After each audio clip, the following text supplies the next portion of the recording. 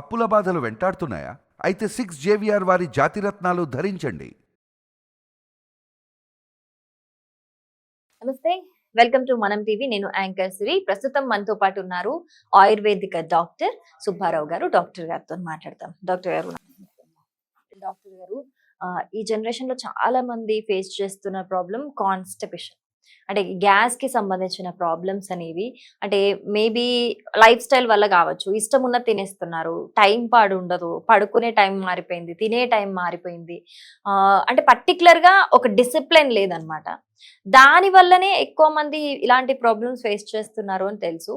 But ఆ constipation problem తోని face చేస్తున్న వాళ్ళు ఏం చేయాలి, అసలు రాకుండా ఉండాలంటే ఏం చేయాలి? 100కి 100 మంది అనుభవిస్తున్నటువంటి సమస్య ఇది. ఇవాళ మీరు అన్నట్టుగా దైనందిన జీవితంలో 100% మారిపోయిందండి. పడుకునే టైం మారిపోయింది, నిద్ర లేసే టైం మారిపోయింది, తినే ఆహారం మారిపోయింది, ఆహారపు అలవాట్లు మారిపోయినాయి, ఆహారపు టైం మారిపోయింది. ఇలా అన్నీ మారిపోవటంతో మన శరీరం కూడా ఒక యంత్రమేనమ్మా. యంత్రంలో ఎంత పని చేస్తుందో అంతే ఇవ్వాలి, కానీ ఎక్కువ తక్కువ ఇచ్చినా కూడా దాని యొక్క ఫలితం ఉండదట్టుగానే మన శరీరంలో ఈ మార్పులనే జరుగుతున్నాయి. అసలు గ్యాస్ అంటే ఒక జబ్బు కాదండి, కానీ వాళ్ళ కోట్ల రూపాయల వ్యాపారం జరుగుతుంది. మన శరీరంలో వాత, పిత్త, కఫ అనే 3 వాయువులు తిరుగుతూ ఉంటాయి.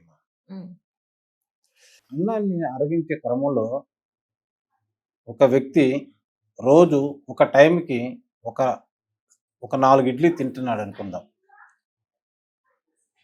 8 గంటలకి 4 ఇడ్లీ తినే వ్యక్తికి 8:30 కల్లా ఆ అన్నాన్ని లేదా ఆ 4 ఇడ్లీని అరగటానికి కావాల్సినటువంటి ఎంజైమ్స్ని మన శరీరం రిలీజ్ చేస్తుంది. ఎప్పుడైతే 4 ఇడ్లీ మనం 8ంటికి తినాల్సింది 10ంటికి తిన్నాం అనుకోండి, ఆటోమేటికల్లీ అలవాటుని మీరు తప్పియటం వలన, కానీ మన శరీరం ఏం చేస్తుందంటే జ్యూసెస్ని ఆల్రెడీ రిలీజ్ చేసేసి ఉంటాయి.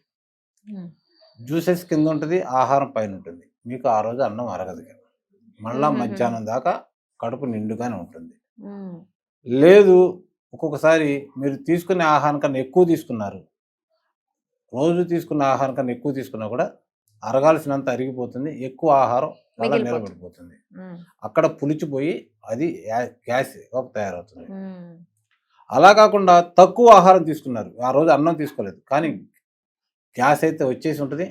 అది యాసిడ్స్ని ఉత్పత్తి చేసిన గ్యాస్ పైకి తన్నుకుంటూ వచ్చేస్తుంటుంది.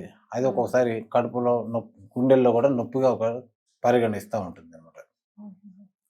ఇదే గ్యాస్. ఇక కాన్స్టిపేషన్ అంటే ఏంటంటే, మనం తీసుకున్న ఆహారంతో పాటు జీర్ణక్రియ జరగటానికి కొంత నీరు కావాలమ్మా. మనం అన్నం తిన్న తర్వాత ఆ నీరు చాలా తక్కువ తాగుతున్నాం.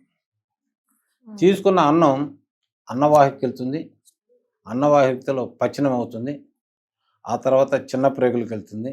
అక్కడ కొంత జీర్ణక్రియ జరిగి దాంట్లో ఉన్నటువంటి విటమిన్స్, మినరల్స్ని మనం గ్రహించేసుకుంటుంది. మళ్ళా కొంత ప్రయాణించి పెద్ద ప్రేగులకు వెళ్ళిపోతుంది. అక్కడ పూర్తిగా దాంట్లో ఉన్నటువంటి మినరల్స్, విటమిన్స్, ఆహారం, ఖనిజాలన్నీ కూడా మన ప్రేగులు లాగేసుకుంటుంది. మొత్తం పిప్పి మాత్రమే వెళ్తుంది. ఈ పిప్పి ఎలా ఉంటుందంటే ఒక జారుడు గుణం కలిగినటువంటి అట్లు పిండిలాగా ఉంటుందమ్మా. అది మూత్రాశయంలోకి వెళ్ళిపోతుంది, లేకపోతే మలాశయంలోకి వెళ్ళిపోతుంది.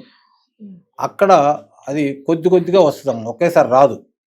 అది కొద్ది కొద్దిగా వస్తూ ఉంటుంది. అది నిండిపోయిన తర్వాత మనం మలాన్ని విసర్జనకి వెళ్తాం అనమాట.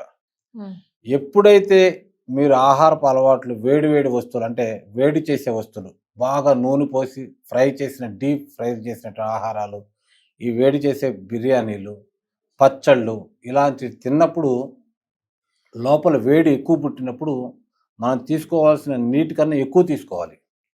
కానీ మనం ఏం చేస్తున్నామంటే ఇంకొక ముద్ద ఎక్కువ తింటున్నాము. నీరు తాగాల్సిన ప్లేస్లో కూడా రుచి మరిగి ఇంకొక ముద్ద ఎక్కువ తింటున్నాము. ఇలా ఎక్కువ ఆహారం తీయటం వల్ల నీళ్లు తగ్గిపోయినప్పుడు జీర్ణక్రియలకి కావాల్సిన నీరు మన శరీరానికి దొరకదు. కానీ మన శరీరం ఒక మంచి మిషనరీ. అదేం చేస్తుంటే మూత్రాశయంలోనూ మలాశయంలో ఉన్నటువంటి నీటిని రీఫిల్ చేసుకుంటుంది. రీఫిల్ చేసుకుని మన శరీరానికి వాడుకుంటుంది. మలంలో ఉన్నటువంటి నీటిని రీఫిల్ చేస్తే నీరు తగ్గిపోయింది. అప్పుడు మలం ఏమవుతుంది? ఆటోమేటికల్లీ గట్టిపడిపోతుంది.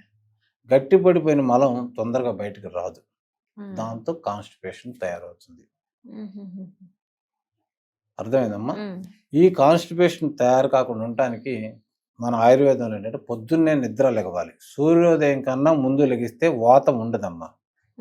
సూర్యోదయం కన్నా ఎవరైతే తర్వాత లెగుస్తున్నారో వాళ్ళకు వాతం ఉంటుంది, కాన్స్టిపేషన్ ఉంటుంది, మలం త్వరగా రాదు. అందుకనే ఆయుర్వేదంలో పొద్దున్నే లెగవంగానే గోరువెచ్చటి నీళ్లు కాసిన తాగితే అవి మళ్ళా మలాశయంకి వెళ్ళి మలాన్ని పలచన చేసి రిలీజ్ చేస్తుంది. కాబట్టి పొద్దున్నే నీళ్లు తాగమని చెప్తున్నారు. ఇంత మంచి ఆయుర్వేదం గురించి తెలుసుకున్న మన మహర్షులు మనకి ఈ గ్యాస్ ప్రాబ్లం రాకుండా, కాన్స్టిపేషన్ రాకుండా ఉండటానికి మంచి మంచి యోగాలు చెప్పారమ్మా.